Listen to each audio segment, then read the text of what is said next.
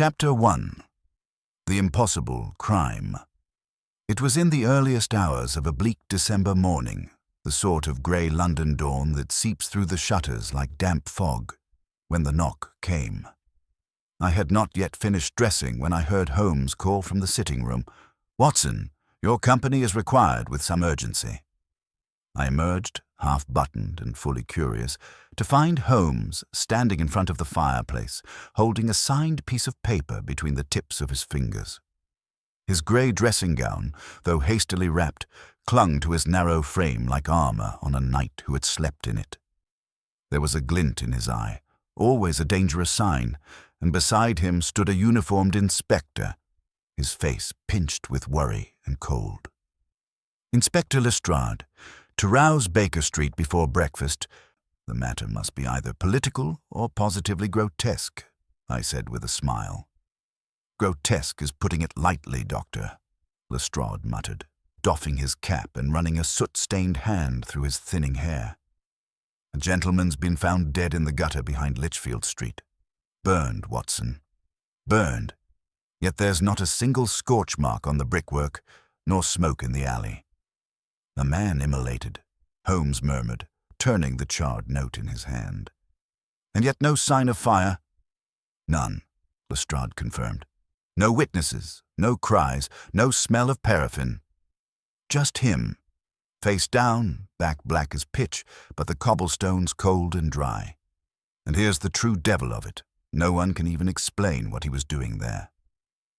Holmes's gaze sharpened. "Have you identified the man?" "Name's Edgar Talmadge, clerk at the Bank of London. I am 38 years old. Bachelor. Respectable. His landlady says he left last night at 8 for a drink with colleagues. Never came home." "Was the body moved?" I asked, my medical instincts beginning to stir. Lestrade shook his head. "We left it where we found it. I made sure of it." Holmes tossed the burnt scrap into the fire. "And the paper?" "Found clenched in his hand, barely legible. All we could make out was part of a sentence. Gutter must not see the light." Holmes's smile was thin. "Then let us make haste, gentlemen. The truth lies in the alley, or beneath it." The scene in the gutter. By the time we arrived at Lichfield Street, the sun had made only the barest of efforts to lift itself above the roof-tops, and a miserable drizzle clung to the city like a second skin. The alley in question ran behind a row of tobacco shops, its mouth pinched between two soot-caked tenements. At first glance, there was nothing remarkable about it. Wet cobblestones, discarded paper wrappers, and the acrid scent of London's refuse. Yet in the centre of it lay the corpse of Edgar Talmadge, and it was there the illusion shattered. The body was charred from the shoulders downward, the suit reduced to fibrous black ash. His arms were rigid, fingers still curled around the now missing note. And yet the bricks beneath him were untouched, the gutter dry. His face, unburned, bore a look of bewilderment rather than pain, as if the man had died not in agony, but in confusion. Holmes crouched low, his sharp eyes flicking from one end of the alley to the other. "No smoke residue on the walls," he murmured. "No heat damage to the nearby crates. Watson, if you would." I knelt beside the corpse and conducted a swift but careful inspection. The burns are extensive, but they begin below the neck. No signs of external trauma. The pupils are dilated. There's no scent of accelerant. "No scent of fire at all," Holmes added, lifting one of the charred coat-tails with his cane. "Observe the soles of his shoes. No soot. He was not walking through fire. The combustion must have occurred in place." Lestrade grunted. "Some new chemical, perhaps. Something we've not seen before." "Perhaps," Holmes mused. "But if so, where is the container? Where is the residue? No scorch on the bricks, no trace in the gutter.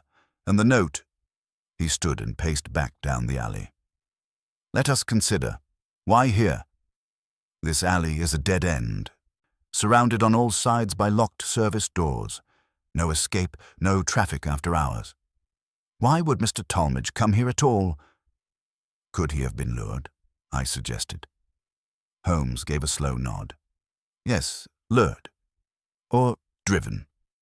He crouched again and examined the edge of the gutter, brushing aside a heap of wet leaves. Ah, now this is curious. Come here, Watson.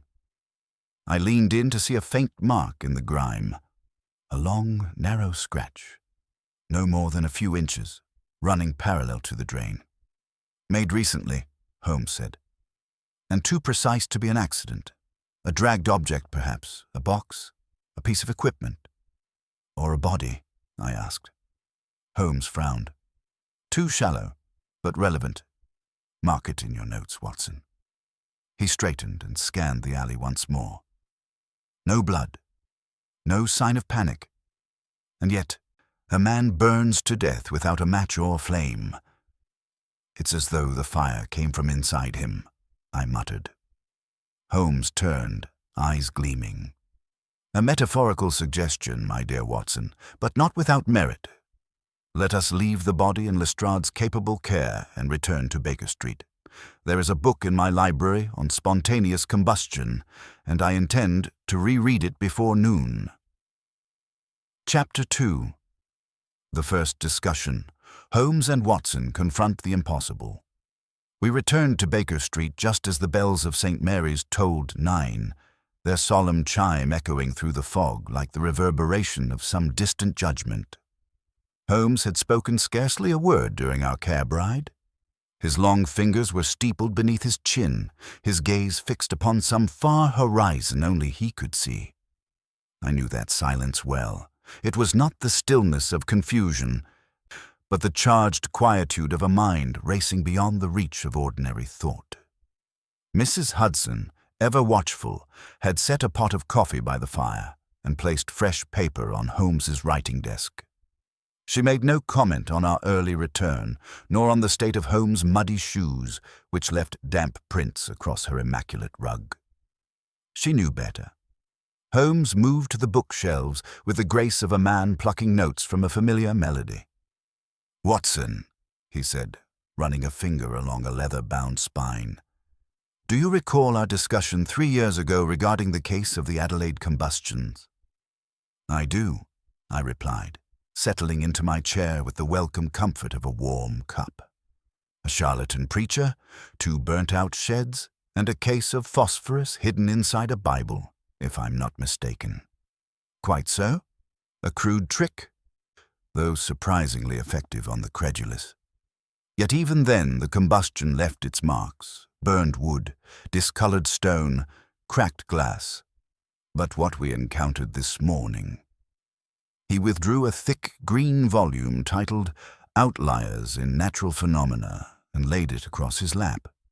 "Defies the patterns of known science, and that is precisely what makes it a challenge." I leaned forward, sensing the spark in him. "You suspect foul play?" He looked up sharply. "Watson, a man is found burned in an alley with no visible source of ignition, no accelerant, no structural damage, and clutching a cryptic message. Would you call that the work of natural law?" "No," I admitted. "But to what end?" Talmadge was a bank clerk, not a man of influence or enemies, at least according to Lestrade. Holmes tapped the book thoughtfully. "We must never underestimate the value of perception.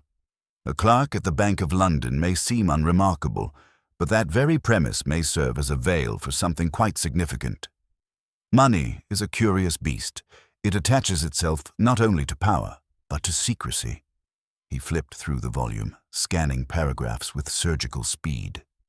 "Here," he said at last, reading aloud, "in rare unverified cases of human combustion, the body is said to burn at extreme temperatures while surrounding materials remain untouched. Contemporary science ascribes these incidents to anecdote and misreporting." I scoffed. "You can't mean to suggest Mr. Talmadge simply burst into flames from within?" Holmes smiled. "No, Watson, but I do suggest that someone wanted it to appear so." The idea unsettled me more than I cared to admit. "To what purpose?" Holmes turned his eyes to the window, where the fog now pressed against the glass like a living thing. "That is the question, isn't it?" and to answer it, we must begin not with the man, but with the gutter. The gutter? He rose and fetched the map of central London from beneath his desk blotter. With deft fingers, he marked a spot just behind Lichfield Street. "You observe the alley's dead end," he said. "But what lies beneath it? The answer may be a network of old service tunnels, sewers, coal chutes, perhaps even remnants of Roman architecture. London is a palimpsest, Watson. Newer layers atop ancient bones. If Talmadge was not killed above ground, then he was moved there afterward," I finished. "Precisely. But how?" I asked. There was no sign of dragging. The ground was undisturbed save for that one faint scratch near the gutter's edge. Holmes gave a slow, satisfied nod. "And that, my dear fellow, is what intrigues me most. Suppose, for a moment, that the body was brought up, cleanly, silently, through the drain itself." I gaped. "Impossible. A man's body could never fit." "Not whole, no," Holmes interjected.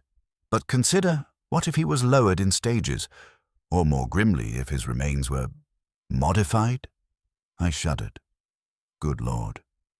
"There is a kind of intelligence," Holmes said quietly, "that delights in the obscene not for the sake of violence, but for the artistry of concealment. We are dealing with someone who has gone to extraordinary lengths to disguise the method of death. Such elaborate deception points not to madness, but to design." A silence fell between us then, filled only by the crackling of the fire. Holmes sat again and lit his pipe, the curling smoke a mimic of the London mist. I cleared my throat. "What of the note, then? The gutter must not see the light. What can that possibly mean?" "A warning, perhaps," Holmes murmured. "Or a fragment of something larger. It may have been written by the victim, or it may have been planted. Either way, it hints at concealment, something buried, something hidden." "And the timing?" I pressed. "Talmadge leaves for a drink, and hours later he's found dead in an alley. What could have happened in between?" "That is our next line of inquiry," Holmes said, rising and reaching for his coat. "We shall pay a visit to Mr. Talmadge's employer, the Bank of London. If a man is to die under impossible circumstances, we must begin with the life he lived. But surely they'll be closed to visitors at this hour?" "Which is why we'll not visit as visitors," Holmes replied with a mischievous grin. "Come, Watson, put on your thickest scarf and bring your stethoscope. Today, you are a nervous physician with concerns about one of your patients, and I—" He reached for a battered bowler and pince-nez. "Am your bumbling cousin from Devon, recently come to fetch him home." I blinked. "Do you really think they'll believe that?" "Of course not," Holmes said cheerfully. "But they'll be too polite to stop us before we've seen what we need." Chapter 3. The first clues. A scene of deception. The interior of the Bank of London was precisely what one would expect from such an august institution. Cold marble columns, polished brass fixtures, and an air of such impregnability that even one's conscience seemed lighter upon entry. The clerks moved with mechanical precision behind high desks, their movements brisk and silent, like chess pieces in a well-rehearsed game. Though the banking hall was not yet crowded, there was an unmistakable hum of early commerce, a rhythm Holmes and I had no intention of disturbing. We entered under the assumed roles devised scarcely an hour earlier in our sitting room.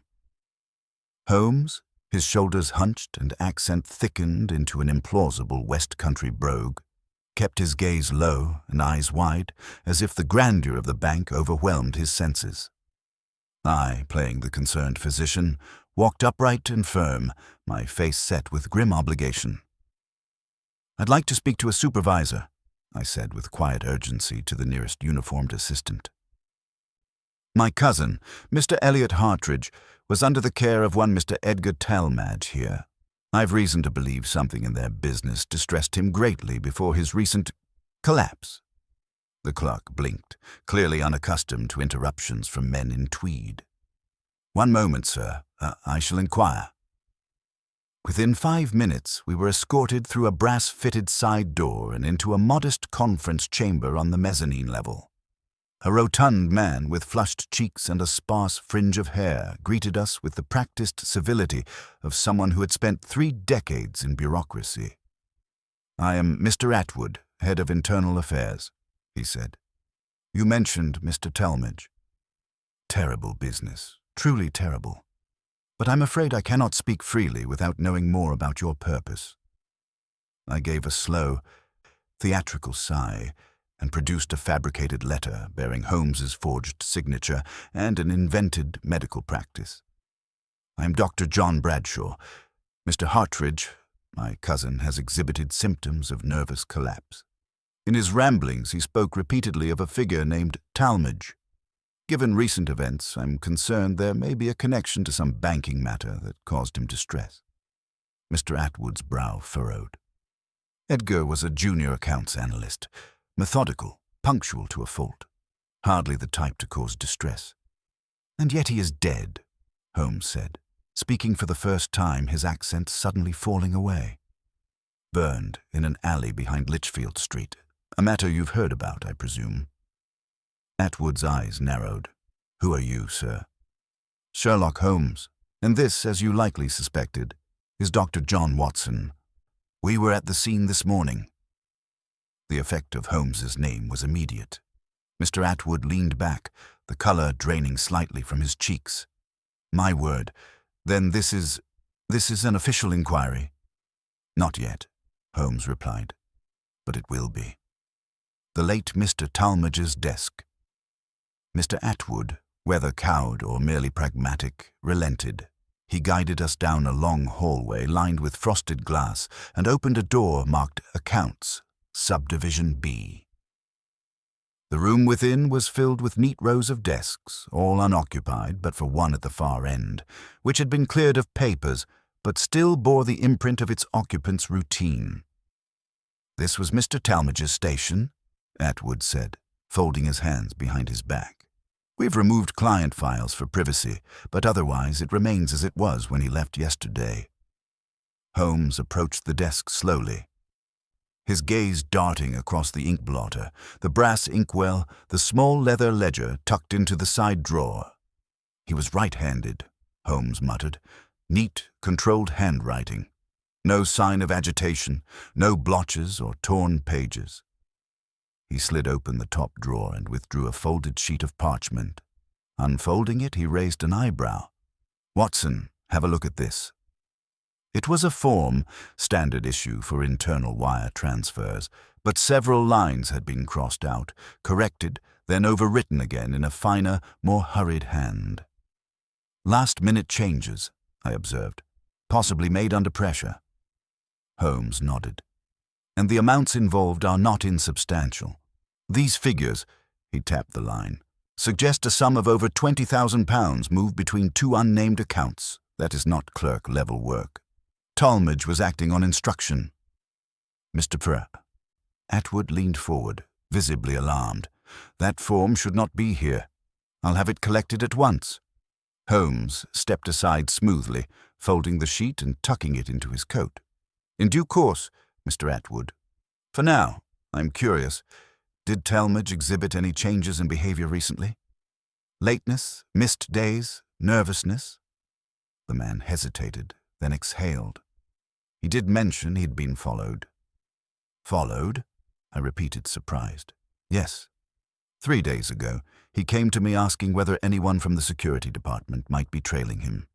He claimed he'd seen the same figure outside his lodgings on 2 consecutive evenings, a tall man in a green coat.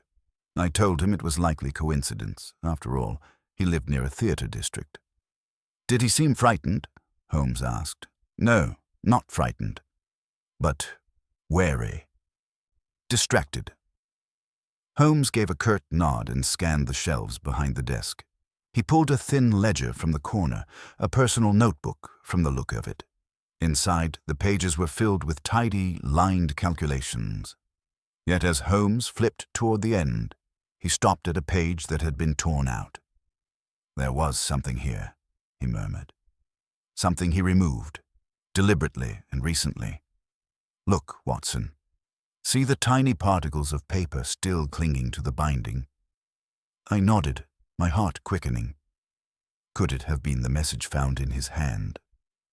Holmes turned the book slightly in the light. The torn edge doesn't match. It was smaller, more compact. A page from a different source. Atwood coughed awkwardly.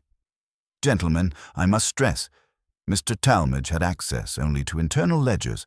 He could not have transferred funds without approval." It must be a clerical error. Holmes snapped the ledger closed. And yet here we are, Mr. Atwood, a dead man, a mysterious transaction, a cryptic note, and a shadow in a green coat. I assure you, this is no clerical error.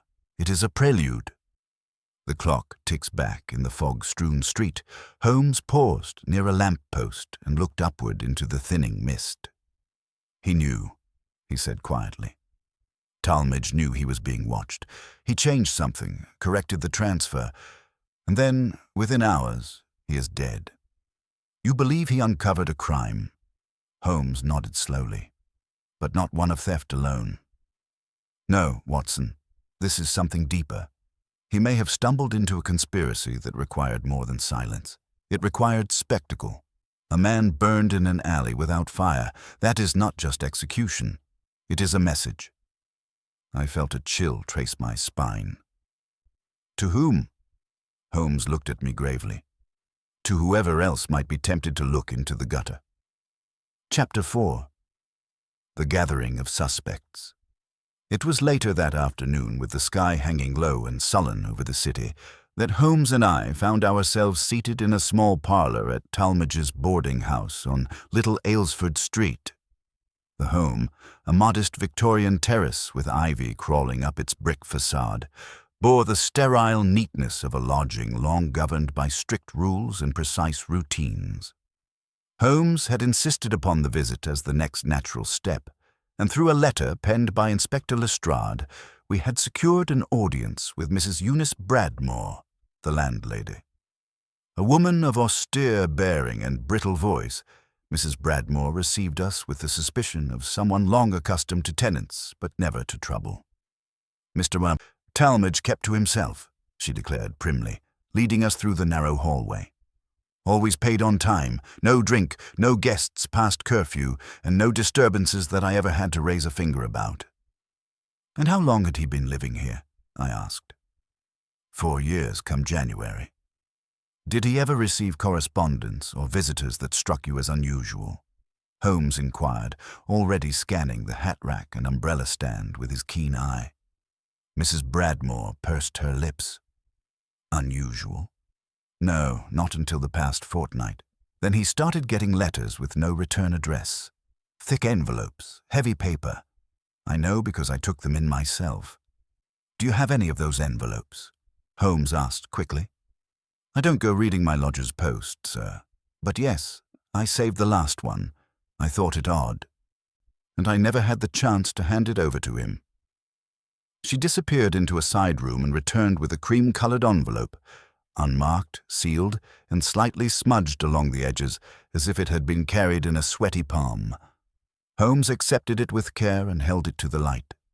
"Unopened," he murmured. "Interesting." Then, after a moment of deliberation, he broke the seal with his slender knife and withdrew the letter inside. The note was brief, typewritten with no signature. "Do not speak to anyone about the ledger. The price for disobedience is fire. The gutter knows what you've done." I felt my breath catch. So he was threatened. Holmes's expression darkened. "Indeed, and quite explicitly, though I dare say he did not heed the warning." The lodging room. We ascended a narrow staircase to the second floor. Mrs. Bradmore opened the door to Talmadge's room, then took her leave, assuring us she would be nearby if we required anything else. The chamber was small, tidy, and sparsely decorated. A narrow bed rested against the wall beneath the window, beside it a desk littered with scraps of paper, bank notices, and a blotter stained with ink. Holmes began his work immediately, gliding across the room with the noiseless grace of a predator mid-hunt. He stooped beside the desk and examined the wastebasket, then moved toward the wardrobe, opened it, and rifled through the contents with mechanical speed. Everything arranged by habit, he murmured. Shoes placed left over right, shirts folded to a particular alignment. A man of routine. And yet, he extracted a green overcoat from the wardrobe and held it up. Curious. Do you recall what Atwood said about the man Talmadge claimed had been following him? Yes, tall in a green coat. Holmes examined the garment closely. This coat is not Talmadge's size. See the shoulders, they're too broad, and the sleeves are too long. Could it have been left by a visitor? I asked. Possibly, or placed here by someone who wanted to appear as though they never left. Holmes held the collar to his nose and sniffed. Turpentine and gun oil, not the scents one associates with a bank clerk. Could it have belonged to someone else in the house? I ventured. Unlikely, he said, folding it over his arm. Let us ask our landlady. The others in the house? Mrs. Bradmore returned promptly when called, and when Holmes presented the green coat to her, her lips thinned into a line of disapproval. That does not belong to Mr. Pose. Talmadge, she said at once. That coat belongs to Mr. Selby. He's my upstairs lodger. Bit of a recluse. Works odd hours. He's the only other tenant at the moment. Holmes's eyes brightened. May we speak to Mr. Selby? Mrs. Bradmore hesitated. I suppose so, though I doubt he'll say much. He's not the sociable type. Keeps to himself and doesn't like questions. An aversion to questions, Holmes said with a slight smile. All the more reason to ask them. She led us up another flight to the topmost room. The hallway was dim, and a faint metallic smell lingered in the air, a tang of oil and machinery. She knocked twice. A long pause followed, then the door creaked open to reveal a man of medium height, with a gaunt, angular face, and eyes that did not blink as he regarded us. His hair was dark and slicked back, and a smudge of grease marred his right cheek. Yes, he asked curtly. Mr. Selby? Holmes said amiably. We're making inquiries into Mr. Talmadge's recent death. Selby's expression did not change. I heard about it this morning. Terrible business. Holmes stepped forward. Do you own a green coat, sir? Selby looked between us, then nodded. Yes. Why? It was found in Mr. Talmadge's wardrobe. Selby's brow creased for the first time. That's impossible. I haven't seen Edgar in over a week. Are you certain? Holmes asked quietly. Yes, Selby stopped. He knocked at my door 4 days ago, said he needed to borrow something. I left the coat on a hook for him. I suppose he took it. I hadn't noticed it was missing. Holmes's eyes narrowed. Borrow it? For what purpose? I didn't ask. Did he say anything else? Selby hesitated. He was nervous. Said someone was watching him. He wanted to look different. Blend in. And what do you do for a living, Mr. Selby? I repair typewriters, he said flatly. Mostly at home. Sell parts, clean machines. That sort of thing. Holmes tilted his head. Do you have your equipment here? Selby opened the door wider. The room beyond was cluttered with gears, broken type bars, ribbon tins and spools. On the desk sat a Remington machine, recently oiled. Beside it, a pile of carbon sheets and fresh paper. Holmes moved closer and tapped the paper tray. Would you mind typing something for us? Selby looked irritated, but complied. He sat and typed, "The quick brown fox jumps over the lazy dog." Holmes examined the sheet carefully, then folded it and pocketed it. Thank you, Mr. Selby. That will be all, for now. On the Foggen. Back on the street, Holmes glanced down at the typed line in his hand.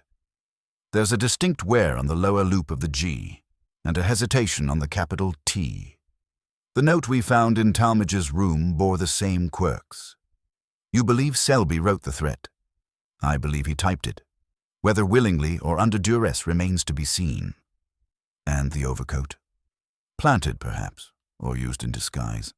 Either way, Selby is involved more than he admits. But what does he gain by threatening a bank clerk? Holmes lit his pipe, the flame casting odd shadows across his sharp features. "That is what we must uncover next. But rest assured, Watson, this fire began long before Talmadge died. And now the smoke is starting to rise." Chapter 5. First Suspects. The Red Herring. The following morning dawned damp and colorless, with a drizzle that smeared the windows of 221B Baker Street like a painter dragging a wet brush across a murky canvas. The fire was low, and Holmes sat before it with a violin on his knee, plucking the strings idly while his eyes remained fixed on the half-typed letter from Selby's machine. I just returned from a brisk walk to clear my head, the chill still clinging to my coat, when he finally spoke. "Tell me, Watson, what makes a man burn without fire?" I raised an eyebrow. "Still on that question, Holmes?" "I never left it," he replied, laying the violin down. "It haunts the case like a spectre. We've ruled out natural combustion. That leaves artifice, theatricality, a staged death cloaked in terror. And when theater is involved, the question becomes, who was the audience?" Before I could hazard a reply, a knock at the door interrupted our thoughts. Mrs. Hudson entered a moment later with a look of mild exasperation. "Inspector Lestrade to see you, Mr. Holmes. He insists it's urgent." "Let him up," Holmes said at once. Moments later, the inspector strode in, coat damp from the fog, and a roll of papers clutched beneath his arm. "You're not going to like this, Holmes," he said, unrolling one of the sheets and slapping it onto the table. "We've arrested someone. Name's Walter Finch. Claims to be a rival of Talmadge's. Claims they argued over bank dealings. Had motive, opportunity. And we found this in his flat." Holmes stepped forward. On the paper was a rough sketch of a ledger table, nearly identical in format to the one found at the bank. Beneath it, in spidery writing, were numbers resembling those on the disputed transfer form. Holmes's eyes narrowed. "Finch," he murmured. The name was in one of Talmadge's margin notes. And what exactly was this man's relationship to the deceased? "Co-worker. Senior to Talmadge by 5 years. But here's the crux. Finch was seen near Litchfield Street the night of the death. Said he was out for a walk." "And how does he explain the document?" I asked. Lestrade shrugged. "Claims he was verifying inconsistencies in the bank's ledgers. Says Talmadge was preparing to blow the whistle on some internal corruption, named no names, of course, and Finch was trying to get ahead of it. Looks damning, doesn't it?" Holmes gave a non-committal grunt and turned the page over. "Watson, observe. The ink is fresh. This note was written within the last 24 hours. "You think it's a fabrication?" Lestrade asked. "I think it's a convenience," Holmes replied, striding to the fireplace. "The moment Talmadge dies, Finch appears with a poorly kept secret and a flimsy explanation. Either he's a fool or someone intends to make him look like one." Lestrade crossed his arms. "He's no saint, Holmes. Has debts, a temper. 2 warnings on record from the bank for inappropriate conduct. If he didn't kill Talmadge, he certainly had reason to want him out of the way." Holmes turned back, his expression unreadable. "Then let us go to this man and speak to him ourselves. If he is guilty, we'll find it in his silences." A visit to Walter Finch Scotland Yard held Finch in one of their upstairs rooms, a plain, grey-walled cell with an iron-framed window and a wooden bench. He was a stocky man in his early 40s, with thinning blonde hair and a face that looked perpetually on the verge of an argument. He stood when we entered, eyes darting between Holmes, Lestrade, and me with a mixture of irritation and unease. "You're the famous detective, aren't you?" he said. "Come to hang me before I've even had a fair trial." Holmes offered a slight bow. "Merely here to ask a few questions, Mr. Finch, about your colleague, Edgar Talmadge." "He wasn't a colleague. He was a bloody nuisance, always poking where he didn't belong." "And where, precisely, did he not belong?" Finch crossed his arms. "In internal accounts, in risk reports. He'd stopped me in the corridor with some absurd theory about hidden numbers and shadow ledgers. Said there was something buried in the system no one else could see. And did you see it? No, Finch snapped, but I didn't need him ruining my chances of promotion over his obsession with phantom fraud. Holmes's gaze sharpened. And yet you made copies of the ledgers yourself. Finch's face twitched. To protect myself. If something blew up, I needed proof I wasn't involved. A precaution that conveniently surfaced after Talmadge was found dead in a gutter, Holmes said quietly. Burned, mind you, a rather theatrical way to eliminate a nuisance. Finch's bravado faltered. I didn't kill him, I swear it. I followed him once, yes. He was acting strange, meeting someone in alleyways near the docks.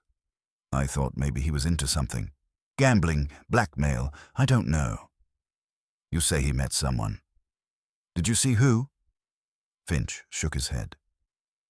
Tall man, green coat, kept to the shadows. Holmes's brows lifted. Same description Talmadge gave his landlady. Finch looked up, startled. He told someone. Yes, Holmes said. And now, Mr. Finch, so have you. Outside Scotland Yard. We stepped into the chill once again, Lestrade muttering about court orders and surveillance approvals. Holmes, meanwhile, was deep in thought. He's angry, but not lying, he said at last. Finch is a man driven by insecurity and resentment, not malice. He may have followed Talmadge, but he didn't kill him. You're certain? I asked. Quite. A man like Finch is too volatile to pull off a murder so surgically clean. No fuel, no evidence, no trace. This was not the act of a panicked rival. It was calculated, planned. And I believe we've been led to him deliberately. To draw attention away from the real killer? Holmes nodded. Exactly. This is our red herring, and it's done its work well. Scotland Yard is satisfied. But we are not. Then where next? Holmes paused, his gaze drifting toward the Thames. The docks. Talmadge was seen there. He met someone in the shadows, a tall man in a green coat. I intend to find out who that man is and what business he had in the fog. Chapter 6. The Secret Clue. A Hidden Inconsistency. It was just past 5 when Holmes and I found ourselves weaving through the soupy fog of London's docklands, the air thick with the tang of fish, coal smoke, and damp rope. Crates were stacked haphazardly near the Thames, and grim-faced stevedores moved like phantoms through the mist, their heavy boots clacking against wet planks. Holmes moved swiftly, coat buttoned to the collar, his eyes scanning the alleyways like a hound hot on the scent. The man Talmadge met, tall, green coat, was last seen near Berwick Wharf, he said as we passed a sagging warehouse marked with a fading white anchor. It's where coal shipments arrive from Bristol, but it's also a prime location for more clandestine exchanges. You believe this contact was involved in smuggling? Possibly, Holmes said. But more likely, he was the conduit, an intermediary passing something to Talmadge, or taking something from him. The wharf creaked beneath our feet as we approached a cluster of taverns and shipping offices, most shuttered for the evening. One, however, the Wounded Gull, emitted a dull yellow glow from behind greasy windows. Inside, sailors slouched at tables, nursing pints, and a cracked gramophone whined in the corner. Holmes stepped in and approached the barman, a hulking figure with a patchy beard and the look of a man who'd seen too much and forgotten little. Good evening, Holmes said. We're looking for a man who frequents this place. Tall, wears a green wool coat. Keeps to himself. The barman gave Holmes a slow, sideways glance. You the law? Nothing so official, Holmes said smoothly, sliding a sovereign across the counter. We're simply concerned for his well-being. The coin disappeared with professional ease. You mean the Whisperer? I blinked. The Whisperer? That's what they call him. Doesn't speak much above a breath, but folk listen when he does. Shows up every few weeks, meets someone, then vanishes. Always in that coat, always near the back table. Holmes's eyes glinted. When was he last here? The barman scratched his neck. 3 nights ago, met a young gent in a banker's suit.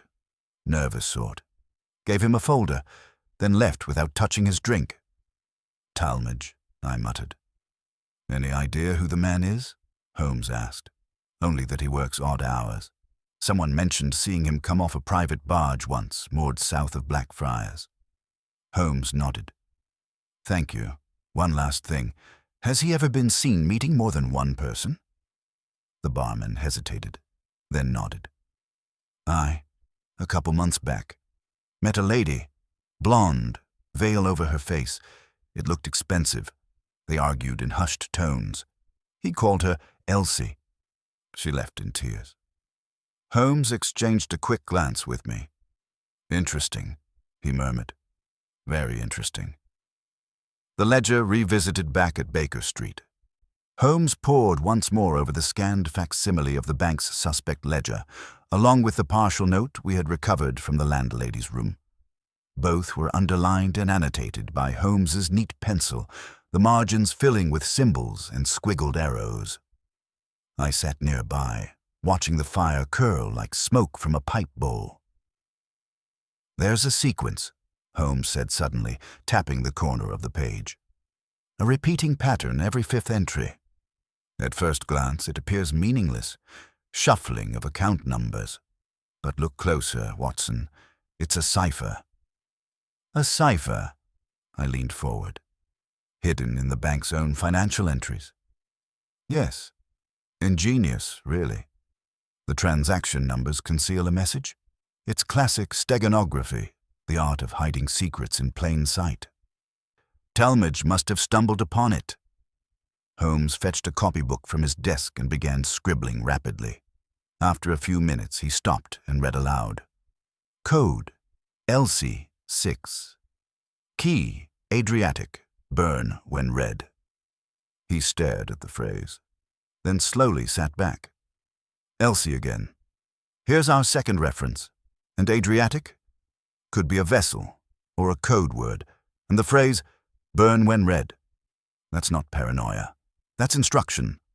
I frowned. So Talmadge found this. Followed it. Possibly decoded part of it. But why would someone kill him for that? Holmes folded his arms, eyes narrowing. Because he decoded something he shouldn't have. Something tied to Elsie and the man in the green coat. Possibly blackmail, possibly fraud. Either way, dangerous knowledge. And Finch. Used as a shield. A convenient suspect. Loud, angry, and already entangled in the bank's inner dealings, but too clumsy to orchestrate a murder with no trace. No, Watson, the real killer is precise, cold, and most troubling of all. Still ahead of us. An unexpected caller. As if summoned by the very mention of danger, the doorbell rang sharply, not 5 minutes later. Mrs. Hudson called up the stairs, her voice uneasy. It's a woman, Mr. Holmes. Says it's urgent, very pale. Holmes and I both stood as a figure swept into the room. She was tall, cloaked in dark navy, and bore a delicately structured face behind a thick veil. Her gloved hands clutched a small purse, and her every movement held a rigid elegance, controlled, deliberate, and burdened by fear. Mr. Holmes, she said, her voice barely above a whisper. I believe my life is in danger. I have nowhere else to go. Holmes gestured to the chair. Sit, madam, and tell us everything. She removed her gloves slowly, her hands trembling. My name is Elsie Darrow. I once worked with Edgar Talmadge, and I believe he died trying to protect me. A pause passed, thick with significance. I was the woman at the docks, she said softly. The one they saw in tears. Holmes didn't move. And the man you argued with, was he the one in the green coat? Her lips parted slightly, then pressed shut. Finally, she nodded. His name is Mason Calder, and he's far more dangerous than you realize. Chapter 7. The veiled woman's secret. For a long moment, the room was still save for the quiet tick of the mantel clock. The fire popped softly, casting light and shadow over Elsie Darrow's pale face. She sat upright in the armchair, her veil now removed, revealing refined features that bore the unmistakable stamp of nobility, a woman not born into desperation, but driven there. Holmes watched her intently, fingers steepled beneath his chin. "Miss Darrow," he began with unusual gentleness, "you've come to us in distress. Please understand that the more precise your account, the better chance we have of preventing further harm." She nodded.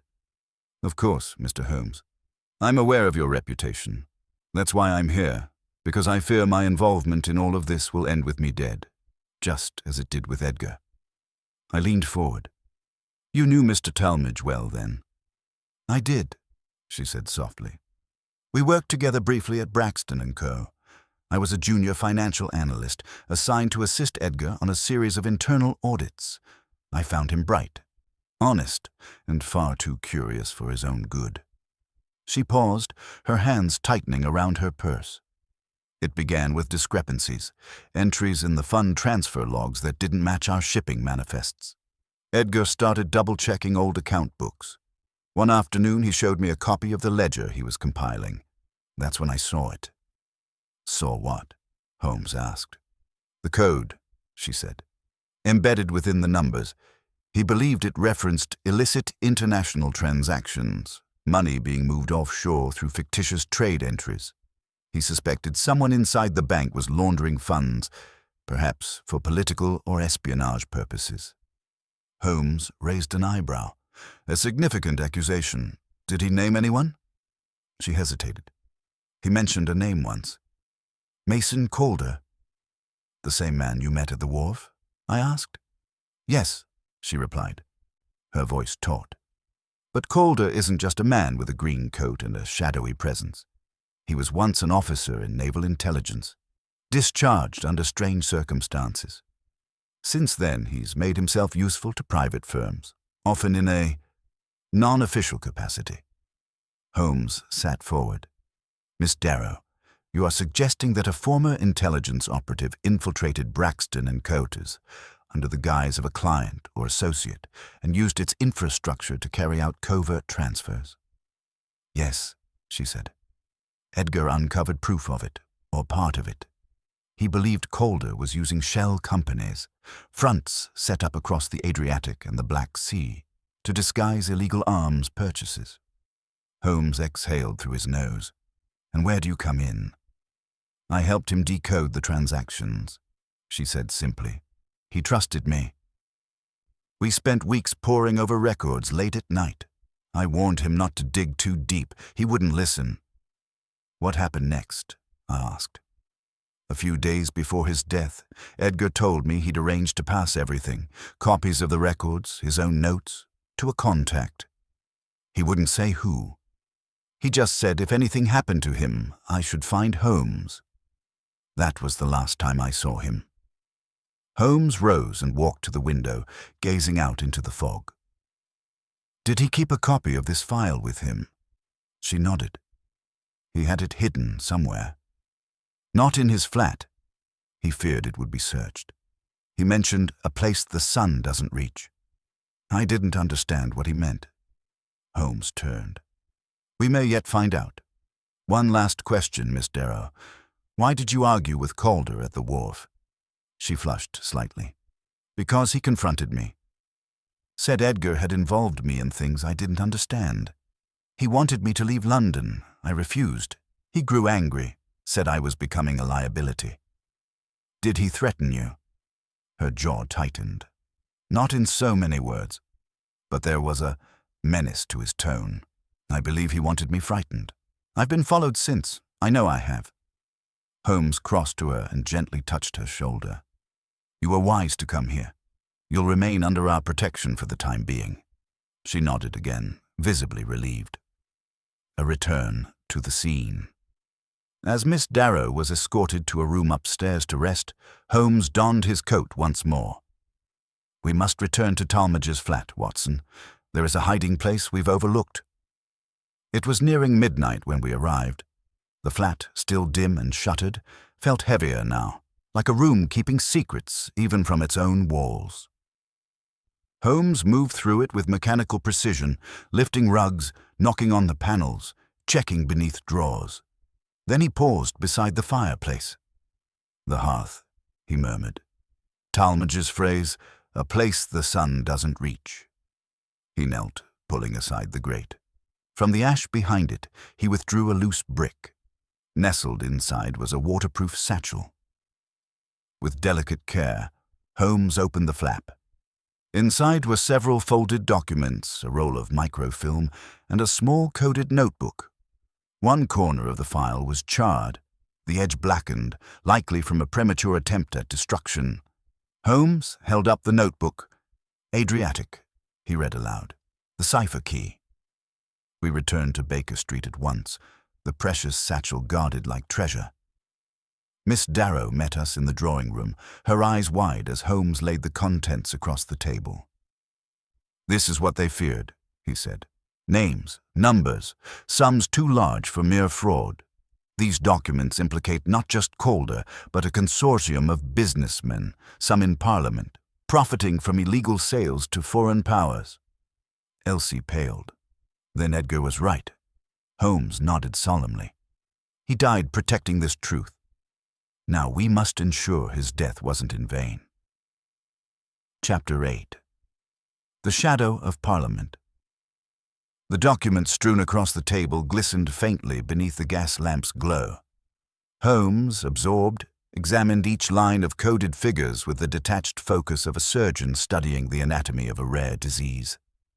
Miss Darrow hovered silently by the window, her eyes occasionally flicking to the street below, while I prepared tea, more for something to do than thirst.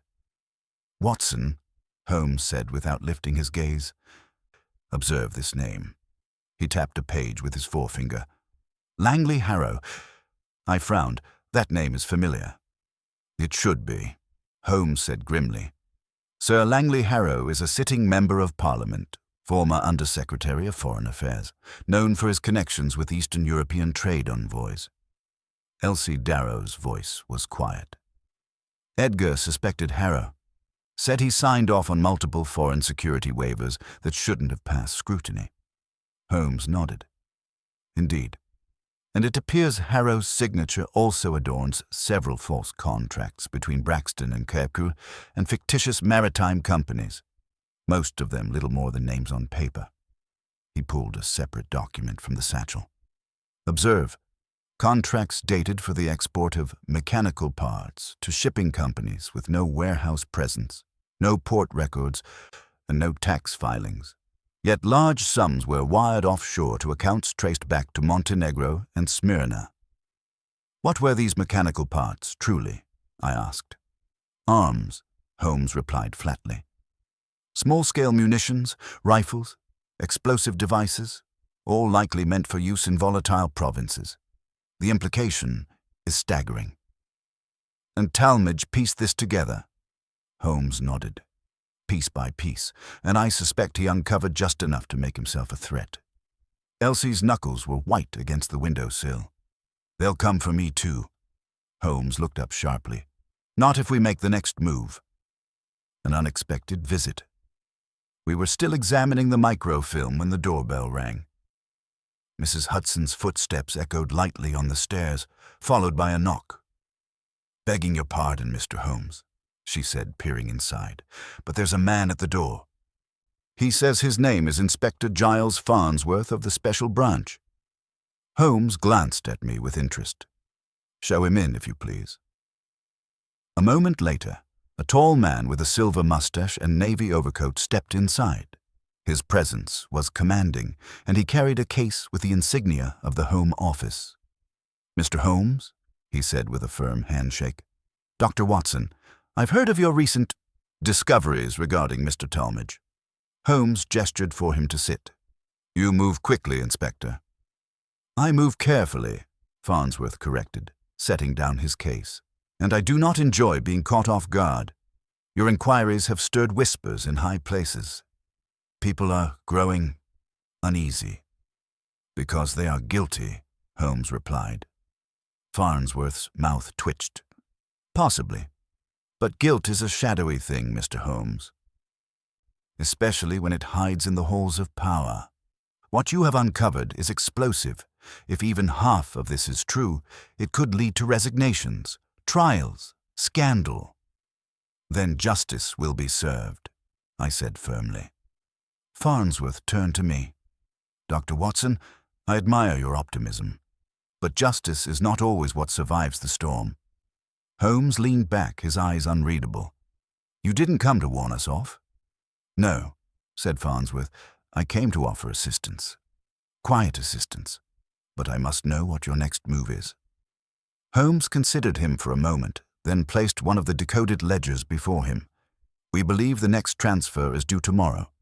A shipment of machinery parts leaving Tilbury docks under the guise of foreign aid. Farnsworth's eyes narrowed. And Calder? Likely overseeing the shipment himself. Farnsworth stood, snapping the case shut. Then we'll intercept it. No arrests yet. Just observation. If we can trace the cargo's true destination, it will give us the leverage we need. Be careful, Inspector, Holmes warned. Calder is not a man who plays by rules, and he has men who vanish into shadows. Farnsworth gave a curt nod and turned on his heel, leaving as swiftly as he'd come. That night, London felt heavier than usual. Its usual murmur subdued beneath an almost tangible sense of tension. Fog crept in through the shutters, and somewhere beyond Baker Street, a distant bell tolled midnight. Holmes paced before the hearth, violin untouched beside the mantel. Watson, there is something in all of this that remains unsatisfactory. In what sense? I asked. Talmadge. His death was brutal, yes, but unnecessarily so. If they wanted silence, poison or an accident would have sufficed. No, this was a message. I nodded slowly. A warning to others. Precisely, Holmes said. And yet Calder took a risk. Met with Miss Darrow in public, warned her off. It suggests urgency, desperation, perhaps. You think the operation is about to collapse? I think, Holmes said, pausing, that someone above Calder is afraid. Harrow, perhaps. Or someone more powerful still. A knock sounded at the door. Mrs. Hudson returned, her expression grave. Mr. Holmes, there's a boy here. A message from Mr. Talmadge's old landlady. Holmes took the note with a frown and unfolded it. His expression darkened. What is it? I asked. The landlady reports her flat was broken into tonight. Nothing stolen, but the fireplace had been disturbed. They were searching for the ledger, I said. Or confirming it was gone, Holmes murmured. Which means they now know Miss Darrow has spoken to us. Time is running short. He looked to me, then toward the window, beyond which the fog coiled like smoke. Tomorrow we will go to Tilbury, and we bring this darkness into the light. Chapter 9. Tilbury's Secrets. The morning broke cold and grey, the skies over London smeared with low clouds that looked as though they might weep at any moment. Holmes stood at our window in Baker Street, his silhouette framed against the misted panes, eyes fixed on nothing, yet seeing everything. We must be there before the shipment is loaded, he murmured, fastening his greatcoat. Calder is clever, but he is no illusionist. Sooner or later, even the most elaborate performance must leave footprints. Our journey to Tilbury docks was long and grim. The train from Fenchurch Street rattled through suburban sprawl into the industrial maw of East London's docklands, where rows of grim warehouses rose like sentinels along the Thames. Cranes loomed against the sky like skeletal arms, and the air smelled of brine, coal, and rust. Elsie Darrow accompanied us in silence, bundled in a dark cloak and a bonnet pulled low. Her eyes betrayed a deep unease, perhaps from the bitter air or from the knowledge that the men who had killed Edgar might be watching the very path we now walked. We'll be safe, Holmes had assured her. They believe you are frightened and tucked away, but your courage today may yet bring justice. Tilbury was alive with the usual thrum of business. Workers hoisted crates, shouted to one another over the clang of chains and grind of carts. Cargo ships lined the wharf, their hulls bristling with ropes, ladders, and foreign flags. Holmes led us down the main slip, eyes flicking left and right, taking in each detail, the stenciled names on crates, the manifest books slung under clipboards, the sailors loitering near the harbor master's shack. "Dock 5, he said at last. "That's the one noted in the shipment file." The man in the blue cap. As we approached Dock 5, a figure caught my attention. A tall man in a Navy worker's cap and grey peacoat, standing with unnatural stillness near a stack of tarpaulin-covered boxes. He glanced over his shoulder and then away, the briefest motion, but one Holmes clearly noted. "Watch him," Holmes whispered. "He's not working. He's waiting." Indeed, the man's eyes weren't on the cargo, but on the dock entrance, and more than once, on Elsie. "I've seen him before," she said suddenly. "He was outside Braxton & Co. that morning, the day Edgar didn't come back." Holmes's jaw tightened. "Then we must move quickly." We ducked behind a low row of crates near the wharf edge. Holmes removed a folded piece of paper from his pocket and studied it. The manifest record Inspector Farnsworth had provided the night before. "See here, Watson. Shipment number 84109. Contents: mechanical sprockets and bearings. Consignment for Anatolia Shipping." He gestured at the nearest stack of crates, the same number stamped in red. "And yet," Holmes said, drawing a penknife from his coat, "I suspect these contain nothing of the sort." With deft hands, he pried open a side panel on one of the crates. Beneath a layer of straw and sawdust lay a row of objects carefully wrapped in oilskin. Rifles.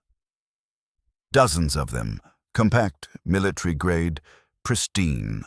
Too modern for scrap, too polished for second-hand trade. Holmes's eyes gleamed, not with triumph, but grim confirmation. Enough firepower to arm a small militia. I leaned closer.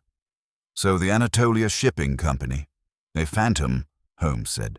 "Its listed address is a shuttered warehouse in Izmir, but funds from the ministry flowed to its account just last month. Harrow's signature is on the release order." A sharp whistle echoed across the dock. We ducked just as the man in the blue cap stepped forward, now flanked by two others. One spoke briefly into a handheld radio. "We've been seen," I whispered. Holmes glanced around. "They won't cause a scene here. Too many witnesses. But we must vanish before they find an excuse." Escape through the fog. As we turned to leave, a voice hailed us from the shadows between two shipping containers. It was Inspector Farnsworth, coat flapping in the wind, eyes sharp beneath his bowler. "You found it?" Holmes nodded. "Just in time. We have confirmation of the arms and the company's falsified destination." "Excellent," Farnsworth said. "We'll seize the cargo within the hour. You three, get back to London. Calder won't show his face now, but his dogs may." "Do you have men in place?" Holmes asked. "Discreetly. No uniforms. But we'll take possession quietly. I'll send the evidence straight to the Home Office." "And Harrow?" Holmes asked. Farnsworth's expression darkened. "That will take longer. But this is the first crack. Enough, perhaps, to wedge open the whole edifice." As we retreated back toward the main platform, Elsie glanced behind us. "What if they follow me?" "They won't," Farnsworth said. "You'll be under surveillance, but for your protection, not theirs, you've done more than enough." Holmes said nothing until we boarded the train back to London. Only once the city skyline reappeared did he speak. "This was never just about smuggling," he said softly. "It was about influence, power, and the ease with which men twist institutions into shadows of themselves." I asked what he meant, but he only stared out the window, the grim Thames crawling beside us. That evening, Holmes worked in silence, sifting the last of the ledgers, while I tended to a slight cut he'd received during our escape through the dockyard stacks. "I wonder," I said, "if this is truly the end, or merely the beginning of something darker." Holmes looked up. "You're right to wonder. This was only the outer skin. Calder is but one node in a much larger design." "Then what's next?" Holmes tapped the final page of the ledger. "A name. One that appeared only once, and yet underlined twice in red by Talmadge's hand." He turned the paper to me. Chapter 10. The name in red ink. The fire crackled gently in the hearth of our Baker Street sitting room, casting long shadows across the cluttered table where Holmes sat hunched, elbows pressed to the surface, eyes fixed on the name scrawled in Talmadge's ledger. A.M. Ravensthorne? It was a strange name, almost theatrical, and it hovered over us like a riddle waiting to be uttered aloud. I cleared my throat. "Ravensthorne, is it a person, a company?" "Neither and both," Holmes replied, lifting his head. "A cipher within a cipher. You recall the Harrow ledger had this name inked only once, and yet it was double underlined. That, Watson, is no ordinary annotation." He reached for a small case on the mantel and retrieved a battered index card.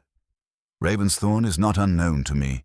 Years ago, during the Balkan crises, the name surfaced in diplomatic intercepts. Allegedly a financier tied to Balkan rail contracts and arms deals, always adjacent to violence, yet never in the frame. The perfect phantom." "But no official record?" I asked. "None under that name," he said. "But I believe Ravensthorne is an alias, one used by a man with extensive reach in the Admiralty, and perhaps deeper still in private financial circles." He stood abruptly and crossed to his violin case. "There is one man who may know more, Colonel Peregrine Halberd, retired spymaster turned recluse. He now lives in Hampstead, where he spends his days editing obscure military memoirs and drinking boiled gin. A frightful bore, but a memory like a steel trap." The Colonel's silence. It was a bitterly cold afternoon when we found ourselves in Hampstead Heath. The Colonel's home stood perched at the top of a wind-swept lane, a squat Georgian house with shuttered windows and a front door painted a scandalous shade of purple. A stooped butler answered our knock and admitted us with no more than a grunt. Colonel Halberd sat by a high fire in a wing-back chair, swaddled in tartan and surrounded by open books and clippings. "Holmes," he barked as we entered, "I knew you'd come sniffing around that name again." "You know it then," Holmes said, settling into the chair opposite him. "I've known it too long. Ravensthorne is no man, but a ghost stitched from threads of old empire. He was the go-between for Balkan rebels and British armories. Never seen, never signed anything, always 2 steps removed. A whisper with teeth." Holmes leaned forward. "And yet Talmadge underlined his name." "Why?" "Because," Halberd said, lowering his voice, "he wasn't dealing with foreigners anymore. He was working from within. I suspect he walked through Parliament in broad daylight." Holmes was quiet for a long moment. "Do you have a name?" "No, but I have a habit. He meets his agents once a month. Quietly. In a private club on Millstone Street. The Halcyon. Strictly invitation only. If you're looking for him, that's your doorway. A gentleman's club with no gentlemen. That evening, Holmes disappeared into the city alone. When he returned near midnight, his cheeks were wind-burned, his collar dusted with sleet, but he carried a folded parchment in his gloved hand, a guest token from the Halcyon Club, acquired, no doubt, through means not entirely legal. "It seems I am Colonel Ainsley Frobisher, late of Bombay," he said, smiling faintly. "Tomorrow night we dine in the shadows." I frowned. "You think Ravensthorne himself will be there?" "No," Holmes said, "but someone who speaks for him. Someone close enough to the fire to feel the heat." As he set the invitation down upon the table, a gust of wind rattled the window panes.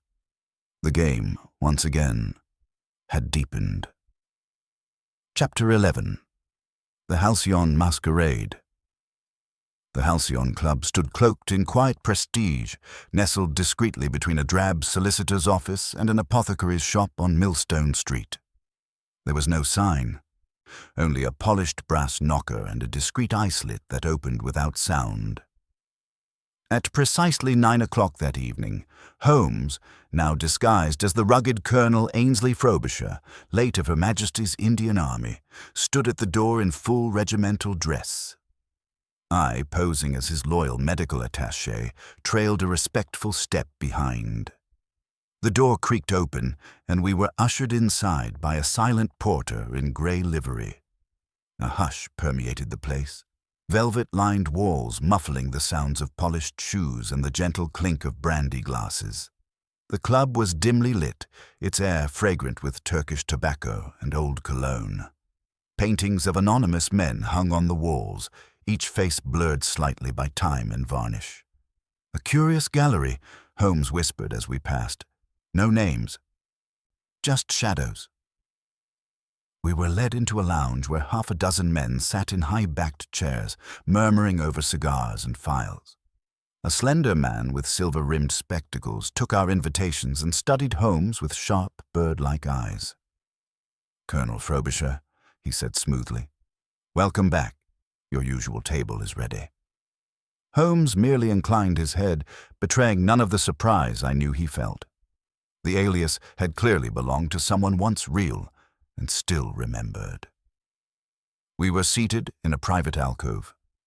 Soft music played from a gramophone in the corner. A waiter in white gloves poured us whiskey and withdrew. I glanced toward the fireplace, where a man in a dove-gray waistcoat sat alone, scanning a leather portfolio. His face was narrow, clean-shaven, and too composed, like a man forever arranging himself for a portrait. Holmes followed my gaze. "That, Watson, is a man with secrets in his teeth." "Who is he?" "I've not the faintest idea, but he's watching the room while pretending not to, and he hasn't turned a page in 10 minutes. A whisper in code. It was nearly an hour before the man in grey stood and approached our table. "I don't believe we've met," he said, his voice cool and precise. "August Morland." Holmes rose, shaking his hand. "Frobisher, India. Ah, yes, I remember now. You were in Peshawar during the hill uprisings, weren't you?" Holmes smiled faintly, among other unpleasant places.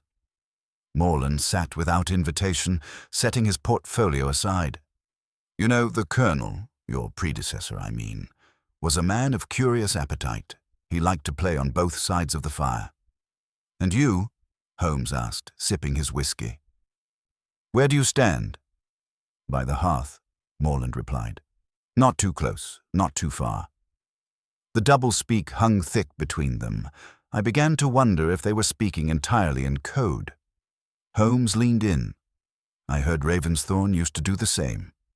Morland's lips twitched. "Ravensthorne is a rumor. A boogeyman told in telegrams and private dinners." "Then why does his name still ink ledgers?" Morland's expression barely changed, but his fingers tapped the side of his glass in a quiet rhythm. Morse code, I realized with a start. Dots and dashes, subtle and quick. Holmes's eyes narrowed almost imperceptibly.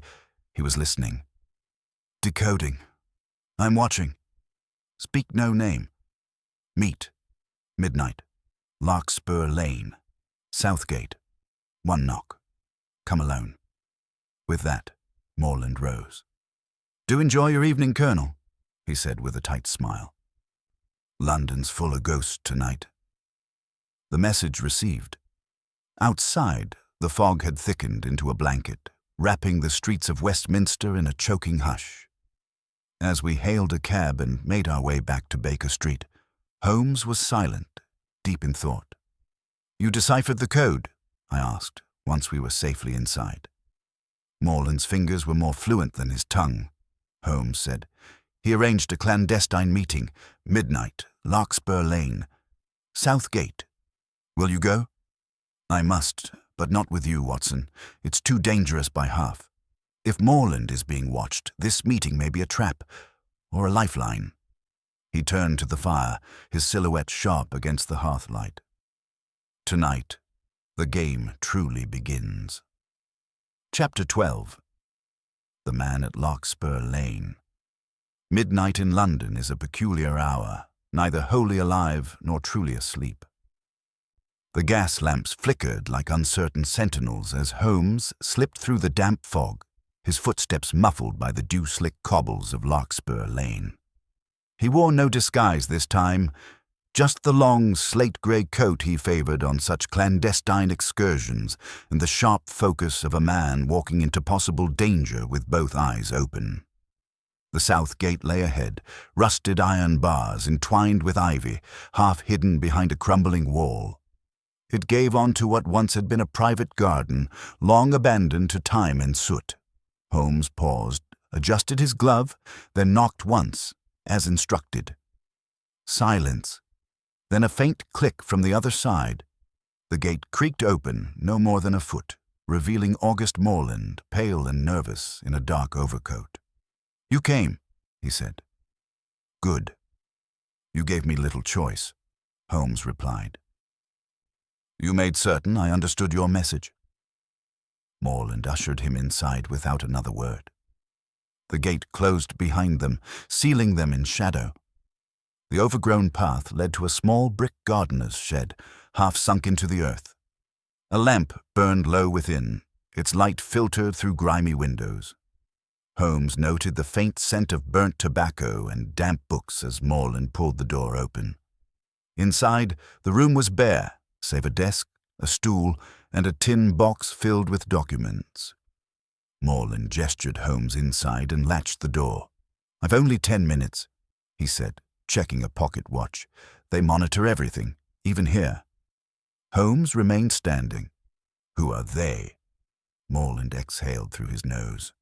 "The Consortium, a group operating beneath the facade of various ministries, banks, trade houses.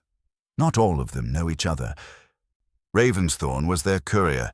He handled the sensitive exchanges. Ledgers, maps, names. He had access to the choke points of power.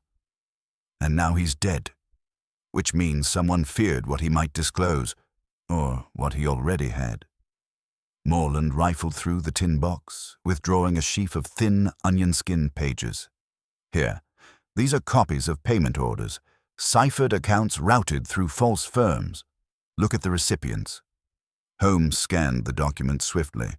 The names were unfamiliar, but the sums were vast and staggered in timed intervals. "This one," Morland tapped the page, "was traced back to a shipping company, 3 days before the Fremantle affair." Holmes paused. "You're saying this conspiracy reaches the Admiralty?" "I'm saying it reaches further than we know." There was a sharp knock outside. Both men froze. A second knock followed, this time more deliberate. Holmes's hand moved to the revolver beneath his coat. "Take the files," Morland whispered urgently. "Out the back. There's a drain path under the hedge. Leads to Clerkenwell Passage. Go." "What about you?" "I'll stall them. If they see you, they'll know I've talked." Holmes hesitated just a second longer, then shoved the papers inside his coat and ducked through the back door, moving like a shadow along the hedge. The passageway was barely wide enough for a grown man, but he crawled quickly, surfacing in a deserted alley littered with wet newspaper and ash. Behind him, a muffled voice shouted. Then another. Footsteps pounded across a brick, but Holmes was already moving, blending with the fog, crossing into deeper darkness. Within minutes, he had vanished into the pulse of the city. Smoke on the wind. Back at Baker Street, I sat in uneasy silence, the fire burning low in its grate. Holmes burst in at 1:20, his coat torn at the cuff, his face grim. "You're safe," I exclaimed, rising. "What happened?" He handed me the papers. "We have names, ledgers, timing, and now motive." "And Morland?" Holmes's jaw clenched. He stayed behind to cover the escape. "I fear it will cost him dearly." I took the files, scanning the cryptic figures, the coded annotations. Holmes crossed to the window, peering out into the fog-stained night. "This isn't merely a murder, Watson," he said quietly. "This is a war fought behind mahogany doors and velvet drapes." He turned back to me, eyes alight with urgency. "And we've just become combatants." Chapter 13. The Ciphered Truth. The gaslights along Baker Street burned low as dawn crept in on soft feet. The papers August Morland had surrendered sat in neat rows across our table, each page filled with strange notations, symbols, dashes, and slanted figures that no banker nor clerk would easily comprehend. I had scarcely slept, yet Holmes had not even removed his coat. He stood before the fire, chin resting lightly in his palm, the other hand clenching and unclenching as his eyes moved between two of the ciphered sheets. His brows twitched in concentrated rhythm. "You believe this to be a code?" I asked, finally breaking the silence. "Without question," Holmes murmured, "but not a common substitution or transposition. It is elegant, the work of a mind familiar with complexity. See these figures? 3 digits, always followed by an uppercase letter and then a dash, repeating in groups of 5. He handed me one of the pages. "This is not monetary notation. It's positional." "Coordinates? Possibly. Or route references. Military, perhaps. But then, look here. Same structure, but some of the dashes are vertical. I believe we are looking at 2 layers of cipher, the second hidden beneath a false format." He crossed to his writing desk and returned with his well-worn copy of Cardington's treatise on naval cryptography. He flipped to a marked page. "This pattern, here, it mimics signal routing used by the Royal Signal Corps at the close of the Boer War. Repurposed here for clandestine use." "But what does it signify?" I asked. Holmes was silent for a moment, then answered that Ravensthorn was no mere courier. He was an active compiler of intelligence. These documents aren't just tracking money. They're detailing who received what and where. I leaned forward. "Espionage?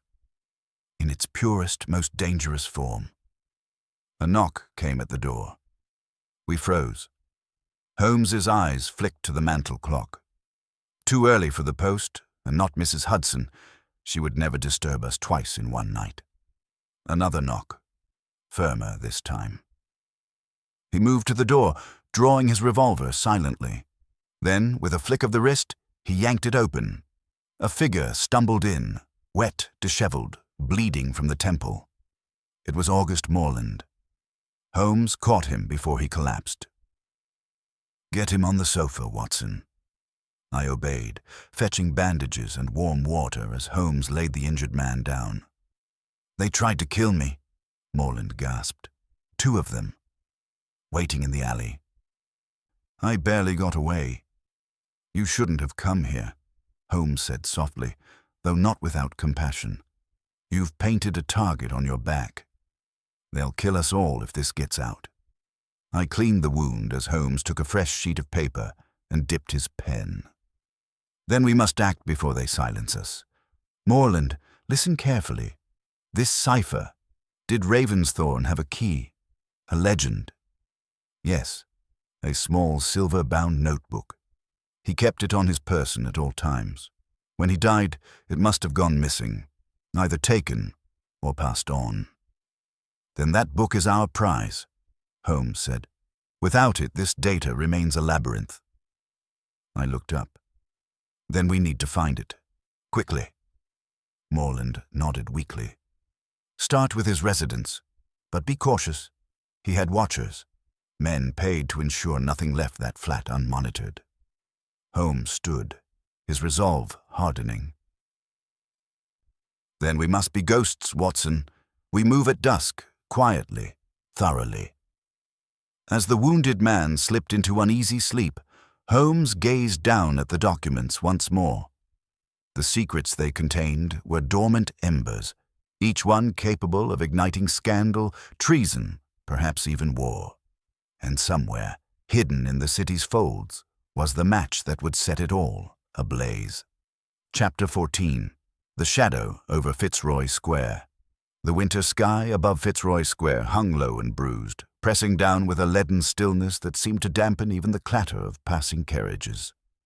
We arrived just after sunset, cloaked in the hush that follows a London fog. Holmes had chosen a discreet approach. No cab, no lanterns, and no unnecessary chatter. Ravensthorne's flat is the one with the bay window on the second floor, Holmes whispered, motioning to the dim outline of the Georgian townhouse ahead. According to Morland, he kept the cipher key in a hidden compartment beneath the floorboards of his study. That will be our destination. We crossed the narrow street with care, our boots muffled on the wet cobblestones. Holmes picked the front door lock with practiced ease, slipping inside like a wraith. I followed, drawing my revolver just in case the watchers Morland warned of had not yet departed. Inside, the house exhaled the scent of disuse, cold ash, old paper, and something faintly chemical. Holmes moved without hesitation, guiding me up the staircase and into the study, where velvet curtains draped the windows like mourning veils. "This is the place," he murmured. "You see here, Watson?"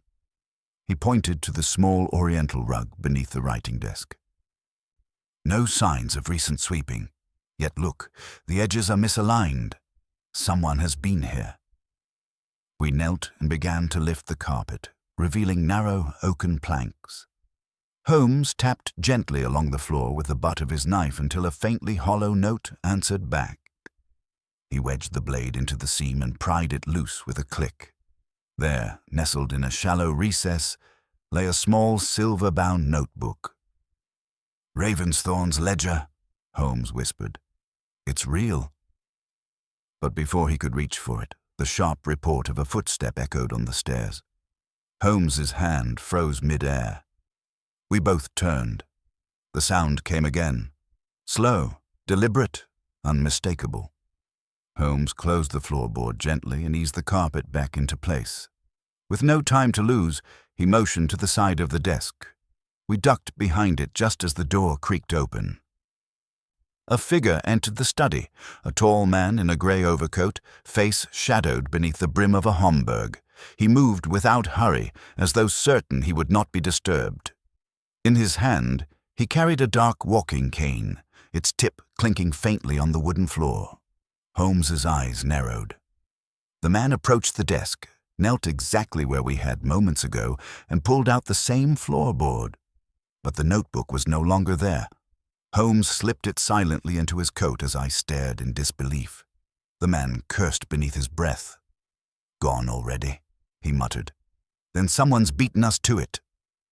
He stood, tense now, his posture shifting from confidence to suspicion. He surveyed the room, and I feared for a moment he might look directly at our hiding place. But instead, he pulled a match and lit a cigarette, its orange ember glowing like a malevolent eye. Then, without another word, he turned and exited the study, the creak of his boots fading once more down the stairs. We remained still for a full minute before Holmes finally whispered, "Come, Watson, we must vanish before he realizes he's been watched." Back on the foggy streets, my pulse still racing, Holmes quickened his stride as we rounded the corner. "That man," I asked, "do you know him?" "I have my suspicions," Holmes replied, eyes narrowed in thought. "That was no burglar nor a common agent. That was someone highly placed, likely government adjacent or worse, an infiltrator from within." We reached the far end of Fitzroy Square where our hired brougham waited. Holmes ducked inside, producing the notebook from his coat like a conjurer, revealing a prize. "It's all here," he murmured, flipping carefully through its pages. The cipher, the names, the dates, Ravensthorne's entire network, and the one orchestrating it. I leaned forward. "You've found the traitor?" "Not yet," Holmes said softly, "but I'm circling ever closer, like smoke around a fire." The wheels clattered into the night, drawing us away from Fitzroy Square and toward the final act of the mystery that had already claimed one life and now threatened many more. Chapter 15. The Mask Beneath the Crown. Morning came cloaked in grey mist. the sort that makes the gas lamps seem like distant stars in the fog. We returned to Baker Street just before dawn. Holmes had not slept, nor even reclined. He stood at the window with Ravensthorne's cipher book in one hand, a steaming cup of black tea in the other. I sat beside the fire, reviewing my notes and the events thus far. Ravensthorne's mysterious death, the shredded note, the midnight visitor in Fitzroy Square, and now this book, with names that might shake the very foundation of government. Holmes finally spoke without turning. The man who entered the flat last night. His gait was wrong for a soldier, yet his poise was too assured for a mere clerk. He knew exactly where the ledger was hidden. That suggests either inside knowledge or long familiarity with Ravensthorne.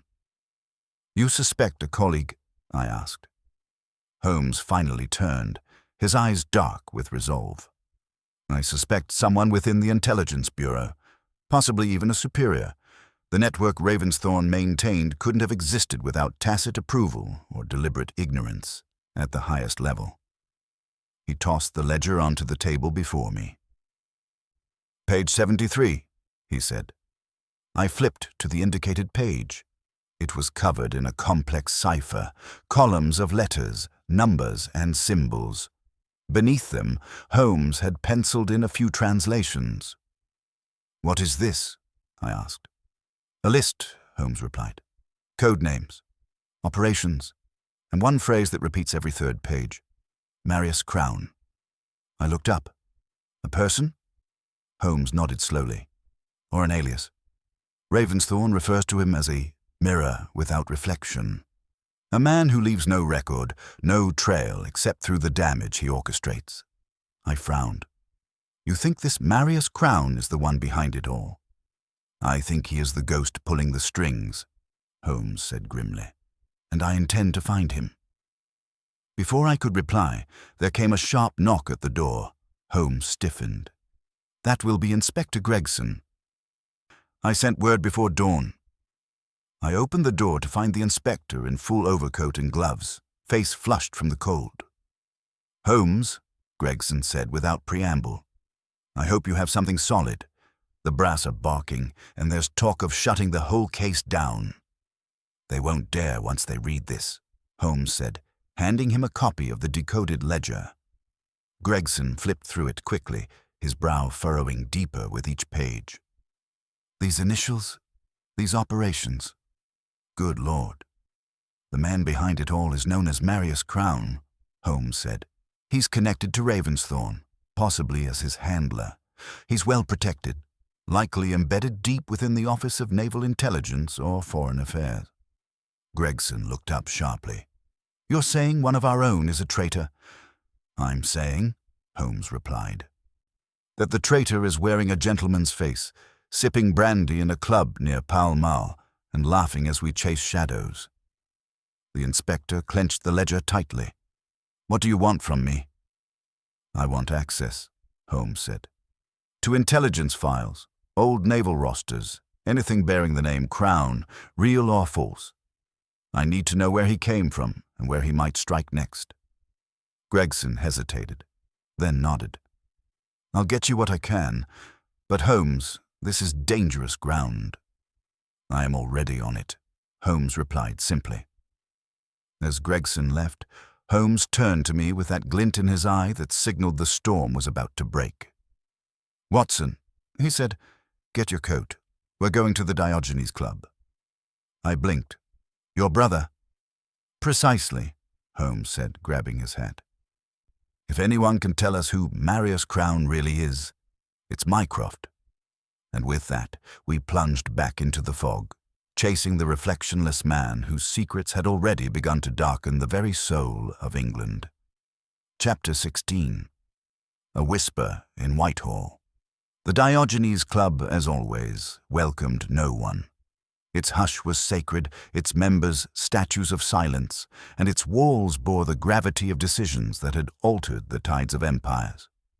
Only the faint clink of silver teaspoons and the turning of newspapers broke the solemnity of the place. Mycroft Holmes sat in his usual corner, his bulk occupying the same armchair he had favored since the Crimean War. His expression was one of mild annoyance, although whether at his paper, the state of the world, or the sight of his younger brother approaching, I could not guess. "Mycroft," Holmes greeted curtly, sliding into the armchair opposite. "We need information." Mycroft did not lower his paper. "You always do." "This concerns the late Albert Ravensthorne and a name buried beneath layers of obfuscation. Marius Crown." At that, the paper dipped just enough to reveal Mycroft's pale eyes, glinting with measured calculation. "I'd rather hope that name would remain buried," he murmured, voice low but sharp. "You've already gone too far." "Then you do know it," Holmes pressed. Mycroft set the paper aside with care. "Know it? Sherlock, I buried it." There was a pause so taut that even the rustling of a distant page ceased. "Who is he?" Holmes asked. "A fabrication," Mycroft replied. Or at least, that was the intention. Marius Crown was never meant to be more than a failsafe. A ghost name, a redirection in the event of internal betrayal. We created him on paper, a phantom within naval intelligence with fake credentials, forged dispatches, a history too perfect to be true. He was a scapegoat waiting in the wings. "And yet," Holmes said, "someone stepped into the ghost's shadow." "Yes." Mycroft leaned back, the weight of memory heavy upon him, and began using it, quietly at first. Requests from embassies that no one remembered making. Disappearances. Funds diverted. By the time we suspected, the mask had become a man. "And no one knows who he is?" I asked. "Oh, we knew," Mycroft said quietly. "At least, we suspected. But the moment a name neared the truth, it vanished again. Files were destroyed. Witnesses reassigned. One clerk who tried to expose him was found dead in the Thames. No signs of violence, no signs of life either. Holmes was still. "So you did nothing?" "I did what I had to," Mycroft replied coolly. "To avoid war, to avoid collapse. But now, if you're unearthing this, it means Crown has broken the unspoken contract. He's become too bold." Holmes produced the ledger. "He had Ravensthorne killed, and he's hiding something far larger, something that terrified even Albert." Mycroft opened the book with gloved hands, studying the pages like a man examining a coffin. "I'll make discreet inquiries," he said. "But be warned, Crown is no longer a name. He is a network, a cipher with many faces, and he'll not hesitate to kill again." Holmes rose. "Then it's time we flushed him out." "Do it carefully," Mycroft said. "You may find that exposing him brings the entire house down." We left the Diogenes Club without speaking, the air outside feeling sharper, more dangerous. As we walked through Whitehall, Holmes's eyes were darker than I had seen in years. "What now?" I asked. Holmes didn't look at me. "Now we find the man behind the name." "And how do you propose we do that?" Holmes's lips curled ever so slightly. "We bait him." Chapter 17. The Man Who Vanished. Twice. The rain had begun again by the time we reached Baker Street, the sort of rain that thinned the crowd but deepened the fog, transforming even familiar silhouettes into murky ghosts. Mrs. Hudson had left a kettle steaming on the hob, but Holmes ignored it, his gaze fixed on the fire, his mind 1,000 miles beyond. "I trust you have a plan," I said finally, peeling off my wet coat and hanging it to dry. Holmes stood, pacing slowly. "Crown is clever, perhaps more than I anticipated. If he was once a phantom invented by the government, and someone now lives beneath that name, then the key is to expose the man pretending to be the myth." "How does one bait a ghost?" I asked. "One lures it with the only thing it truly fears: exposure." He crossed the room to his writing desk, withdrew a sheaf of telegram slips, and began scribbling. "Albert's death was not publicized," Holmes said as he wrote. "But tomorrow, the morning papers will report that a mysterious diary has been found among his effects. A diary that implicates key figures in a covert scandal. Naval, political, perhaps even royal. He handed the first slip to me. Send that to the Times. The second? Yes, this one, to Sir Reginald Cartwright at the Admiralty. He'll know what to do with it. And the third? Holmes looked up, his eyes gleaming. That one goes to a private box number we obtained from the ledger. Ravensthorne had been corresponding anonymously. If I'm correct, that box belongs to someone operating as Crown. When he reads of this diary's discovery, he'll have no choice but to act. You're painting a target on your back, I said. Holmes smiled faintly. It's the only way to draw the bullet. The following day passed in quiet tension. The newspapers ran the story exactly as Holmes dictated, vague enough to invite speculation, precise enough to ignite panic in the right circles. By mid-morning, I noticed a black motor car loitering on the corner of Baker Street. By evening it had been replaced twice. But Holmes, infuriatingly calm, spent the day playing the violin and reading obscure treatises on Mesopotamian astronomy. At 10:30 that night, a soft knock echoed at the door. Mrs. Hudson had already gone to bed. I rose to answer it. A man in a charcoal grey coat and bowler stood on the threshold. His features were nondescript, his expression blank. "I've a message for Mr. Holmes," he said. Holmes rose from his chair. That would be me. The man extended an envelope. I was instructed to deliver this personally. Holmes took the envelope without a word. The man turned to go. "One moment," Holmes called. "You were followed." The man paused. Holmes stepped forward, not aggressively but with purpose. "You've switched coats recently. The hem of that one carries dust from Paddington, but your cuffs, cleaner, show signs of a different thread. You've had contact with someone who wanted you to blend in." The man did not reply. Holmes stepped closer. "Tell your master the diary is safe. For now, but if I vanish, if Dr. Watson is harmed, or if a single page of Ravensthorne's effects disappears, that diary will be published in full across London by noon the next day." The man's jaw tensed slightly. Then he turned and walked into the rain. Inside, Holmes opened the envelope. One photograph. Black and white. Grainy. Taken from a distance. It was a man stepping out of a car, mid-turn, mid-motion, but unmistakably Albert Ravensthorne. Holmes stared at it, his mouth set in a firm line. "But that's impossible," I said, staring. That's from yesterday's date." Holmes's voice was low. "So either Albert is not dead, or the Crown is daring us to question everything we know."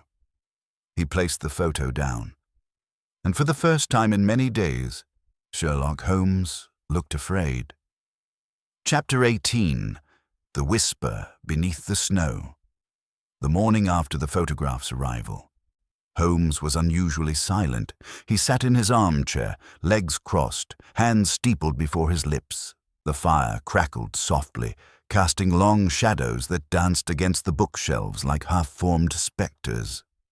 I said nothing, allowing his mind to untangle the impossible knot. At precisely 10 minutes past 11, he stood. "Watson," he said quietly, "fetch your revolver. We are going to the snowfield."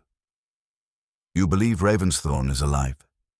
"I believe," Holmes replied, slipping into his coat, "that someone wants us to believe it, and that someone is meeting a buyer for the real contents of the missing dossier this morning." The field where Ravensthorne's body had been discovered was still dusted with white, though the edges had begun to melt into slush. Holmes knelt where the imprint of the body had once been. "This," he said, "is where the game ends." Within minutes, we heard it. A low whirring, then the crunch of slow-moving tires. A covered black motor car emerged from the tree line, stopping a few dozen yards away. 2 men exited. One, older and stern, whom I recognized as Sir Reginald Cartwright. The second, cloaked and tall, bore the unmistakable stride of military training. Holmes stepped forward. "No need to draw it out, Mr. Crown. Or should I say, Colonel Aldous Ravensthorne?" The man halted. "You're bluffing," he said. Holmes raised a brow. "Am I? Your brother Albert was murdered because he discovered you had assumed the persona of Crown, a ghost of military fiction repurposed for real espionage. The Crown files? Fabricated. You planted them in your brother's study, knowing he'd grow suspicious and follow the trail." The man's expression hardened. "You have no proof?" "Oh, but I do," Holmes replied. "You visited your brother that night. The mud on your boots, traced by a unique trace of chalky grit from the Downham estate, the same found in your car tires. You staged his accidental fall to look like drunken misadventure, but you overlooked the ink-stained cuff, left when Albert grabbed you while falling." Colonel Ravensthorne sneered. "You're insane." "Hardly," Holmes said coolly. "The final nail was the photograph. A poorly doctored fake sent to frighten us, but the reflection in the car's mirror revealed the true date, a week old and from a separate naval inspection, a feint designed to mislead." Cartwright stepped forward. "Is this true, Ravensthorne?" The colonel laughed bitterly. "You think I built the Crown to destroy the country. I built it to protect it. We're surrounded by traitors, and fools like my brother would have handed over classified intelligence to journalists. I did what I had to do." Holmes stared at him. "Justice is not yours to rewrite," Sir Reginald signaled. Armed men appeared from the trees. Ravensthorne was disarmed, bound, and led away, still muttering about patriotism and sacrifice. Holmes exhaled. "Will the papers learn the truth?" I asked as we walked back through the thinning snow. "Only parts," he replied. "Let them believe Albert died in peace and the Crown was never real. The myth serves the dead better than the living." I looked at him. "And you, Holmes? Will you sleep tonight?" He gave a tired smile. "I doubt it, but perhaps the world will, for now." Florent. Some weeks later, a modest plaque was placed beside the snowfield's lone oak tree. It bore a single inscription: "Here fell Albert Ravensthorne, who believed in the truth, though it cost him all." The wind was quiet that morning.